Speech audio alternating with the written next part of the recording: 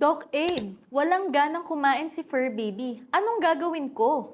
Maraming dahilan kung bakit nawawalan ng gana si fur baby. Maaaring may stomach upset sila, such as vomiting, constipation, or posibleng may viral infection sila. Maaari din na may dental problem sila, or pain and discomfort, kaya nawawalan sila ng ganang kumain.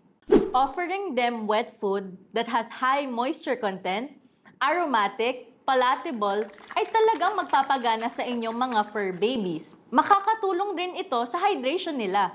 You can top with sprinkles or freeze-dried treats that has high-quality proteins, rich in amino acids, and good for their digestibility that helps them recover faster. PetMara products are BAI certified and exceeded AFCO standards. Vet recommended pa. Tandaan, ang aid ng inyong mga alaga.